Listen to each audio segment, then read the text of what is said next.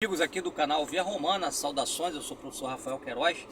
Bom, por que a segurança pública no Brasil e no Rio de Janeiro é um desastre? Por que as políticas de segurança no Brasil e no Rio são um desastre? É o que eu vou tentar responder aqui nesse vídeo de hoje, tá? A pergunta é simples e a resposta é mais simples ainda. Eu vou mostrar para vocês qual é, ao meu ver, a razão de ser, o porquê que essas políticas são fracassadas. Bom, nós vimos nos últimos dias dados mostrando que o roubo de carga no Rio de Janeiro aumentou muito, o roubo de celulares, o roubo de carros também tiveram um aumento vertiginoso. Tudo isso mostrando que o tráfico de drogas, que é a principal causa da insegurança pública hoje no Brasil e por tabela no Rio de Janeiro, está diversificando suas atividades criminosas, atuando também nessa atividade onde rouba cargas, rouba carros, desmonte celulares e etc. Tá? O tráfico de drogas, diga-se de passagem, é o principal problema de segurança pública no Brasil. Aqui no Rio nós temos também as milícias, mas as milícias são um problema maior aqui no Rio. No Brasil, o problema maior mesmo é o tráfico de drogas. Então, o tráfico de drogas é o problema principal da segurança pública no país. E aí nós vimos nos últimos dias grandes operações policiais em algumas favelas aqui do Rio para tentar dar uma resposta para esse aumento da atividade criminosa no asfalto. Tá? E o que nós tivemos foi um retumbante fracasso, né? 400, 500 policiais mobilizados aí para não matar nenhum traficante, prender um ou dois, três traficantes e conseguir arrecadar 5, 6 fuzis. Tá? Um fracasso retumbante face à quantidade de policiais, de recursos e de dinheiro que foi gasto, foi mobilizado para essas operações. Tá? E aí impõe-se essa questão. Por que a política de segurança pública vem fracassando no Brasil? Então, o primeiro ponto aqui é lembrar que a mentalidade da população a respeito dessa questão de segurança pública, né, é a seguinte, que o foco da insegurança é a favela, são as favelas.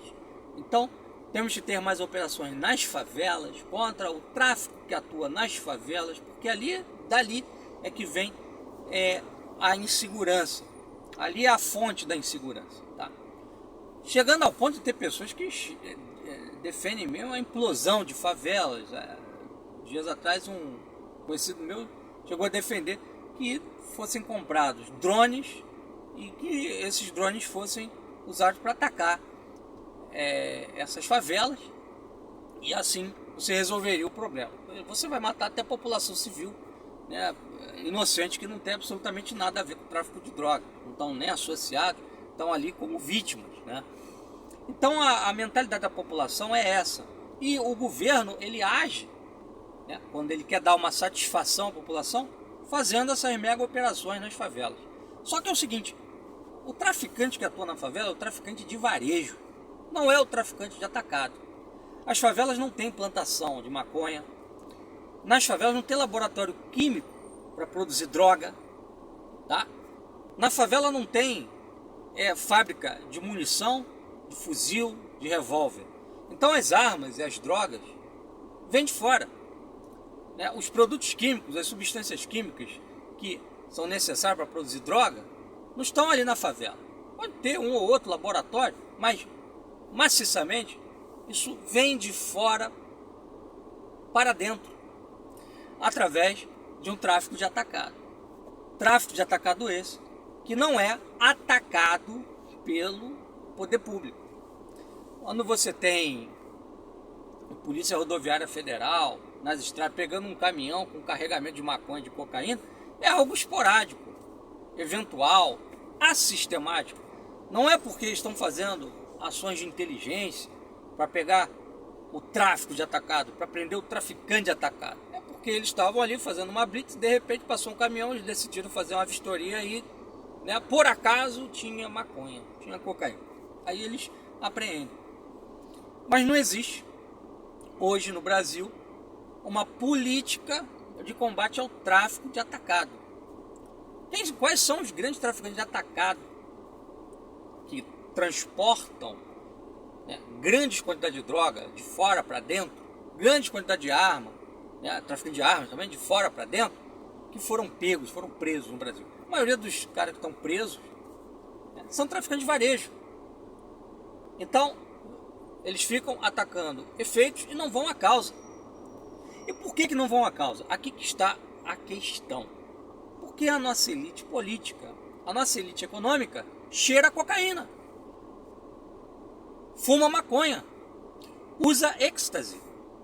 Eu já tive a oportunidade, quando era mais jovem, de ir, né, a festinhas, a danceterias da elite aqui do Rio de Janeiro, Zona Sul, e ver um cara com uma maletinha, é um traficante, tirando o êxtase, um pacotinho de coca, né, vendendo ali dentro da festinha dos playboys. A polícia faz operação nessas áreas? Não. Por quê? São playboys. Então, quando a Record, a Globo focalizam, porque também tem isso, a mentalidade da população brasileira em relação a combate ao tráfico é moldada pela Globo e pela Record. Então eles nunca falam disso, né? Nunca falam da culpa da elite nesse processo, né? Por que não vai lá e estoura uma festa de playboys, de ricaços, né, onde está tendo ali venda de droga? Vai lá, vocês vão pegar esses traficantes do alto escalão, são os traficantes de atacado, tá? Eu vou relatar aqui um fato, obviamente preservando a identidade do sujeito, que é o seguinte: eu conheci um cara que Uber, fazia, né, corrida como Uber, e aí um dia ele, fazendo uma corrida, pegou um cara endinheirado, né, que morava na Zona Sul, e disse pra ele: cara, tu não quer fazer um serviço pra mim? Gostei de você, vi que você é um cara, né, honesto, confiança, não quer fazer um serviço pra mim não, de transporte? Ele falou: bom, pode ser, só que ele não sabia o que era. E aí ele foi, né, recebeu a ligação do cara: tem um transporte para fazer aqui no dia tal, no lugar tal. Aí ele foi num lugar lá no Leblon, né, um casarão. Aí quem recebeu ele foi uma japonesa, uma mulher japonesa, um carregamento de droga, que tinha chegado, melhor dizendo, ao Rio pelo porto, tá, em container. E aí ela era responsável por distribuir essa droga